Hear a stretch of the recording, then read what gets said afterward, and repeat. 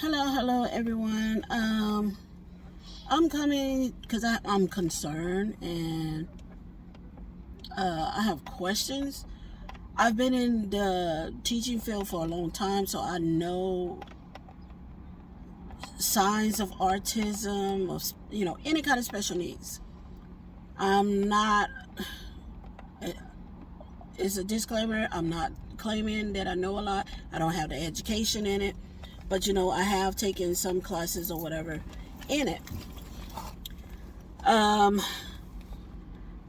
My concern is, how do you diagnose, if you're a professional or a parent with autism, how do they diagnose autism? My daughter took my grandson to get diagnosed because, when he was born, his head was shaped different, so he had to have surgery on his head. So he's 4 now. They're doing tests on him and everything. The way they diagnosed him as having autism, I know I said it wrong, because I'm trying to think of how to put certain words without people getting offended or anything. I really want to know. Like I said, I've worked with kids with autism and all kind of others, ADHD, ADD. One little kid, he had about almost 7 or 8 special needs. One child. He was blind. He couldn't walk. Anyway, I'm not going to worry about that. I'm not going to bring him up because my concern is, how do you recognize autism in today's diagnostic or whatever you want to say? How do professionals check and see if a child has autism? Because my daughter took my grandson, he's 4, like I said, and he had him lay on the floor to color and play. So my grandson was rolling around on the floor. He's 4 now. So he automatically said, yes, he has autism. If you're a professional or know anything about autism, can you let me know? I am so serious. Like I said, I've worked with them for years being a teacher. So I know some signs and everything, unless some have changed. And if that's part of the process or diagnosed of being autism, I really, really want to know. Let me know if your child or grown up, whoever has autism. Let me know what they look for. Let me know how they, get to where they can say that this child or grown up or whatever has autism. I'm trying to find the correct way of putting it and not be offensive, like I said, to people, of not being like I know it all or no. Because if some of the signs have changed, or if some of the guidelines in order to say a child has autism or an adult, or please let me know. Because I've looked for signs or whatever through kids and stuff, and I know some autism kids are so smart, and I'm just stumped. If a child is rolling on the floor and coloring and rolling and coloring, is that part of the diagnosis of saying a child has autism? The doctor wasn't doing anything, I'm just so confused. I really am. I'm confused. Maybe everything has changed of how you do it or go about it. Maybe I just don't know what I was doing all these years. I wasn't in a position to, like I said, I'm not a doctor. I don't have my education in that. or anything like that. It's just I've had training on it. I took some classes for special needs kids. I've worked with all kinds of special needs kids. I even had a cousin. Oh my God, I loved her to death. She was special needs, and when I was in elementary, I worked with her. Where I was like so involved with her. We went to the same school.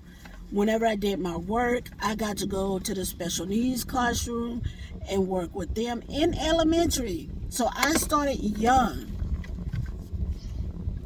on working with kids like that. Not like that, but special needs. I'm sorry, no offense whatsoever. I even sat with them in the cafeteria. I even communicated with them. And that's how I was able to, when I did my work in elementary, I was able to go to the special needs classroom and help the teacher. For some reason, the teacher said they listen when I try to explain or understand, because I can understand what they were saying. You know, because some have like a speech problem or whatever. Special needs kids, whether it's autism, whatever the case may be. I've always been able to understand kids, even at a young age. And I'm just so stumped right now. I'm trying to figure it out. I want to tell my daughter to get a second opinion. Because I just don't know how to feel about it. If this is the only way that you diagnose a person, because they're rolling around on the floor. Hell, didn't mean to say that. I even get on the floor and be rolling around. So I must have autism or ADHD. I'm not trying to be funny, but it's like, how can you diagnose somebody just from them doing that? I'm just so confused, and I want to understand. And from what my daughter said, every time she tried to ask the question or give an input, he overtalks her and tell her that he's watching him while he's just rolling around. So,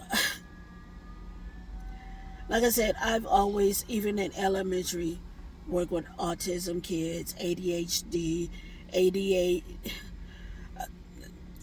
any kid special needs. I've worked with them. I've been around them my whole life.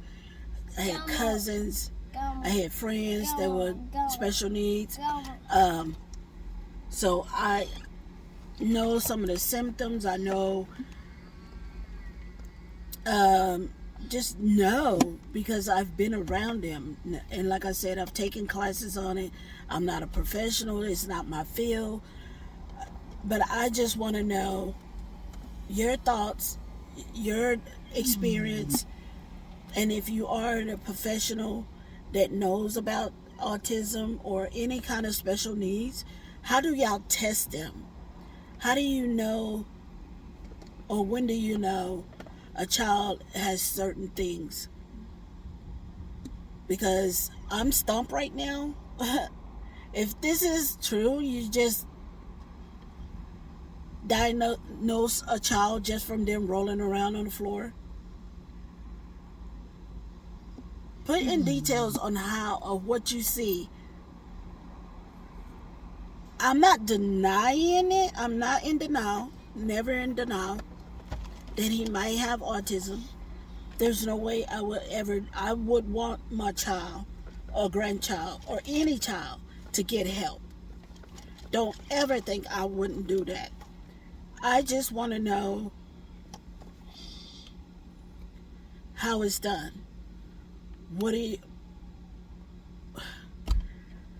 It's frustrating to put into words, if you understand what I'm saying. Like I said, I have no problem acknowledging that he might be, or whatever, especially by him having surgery on his head or anything like that, because I would want him to get as much help as he needs to.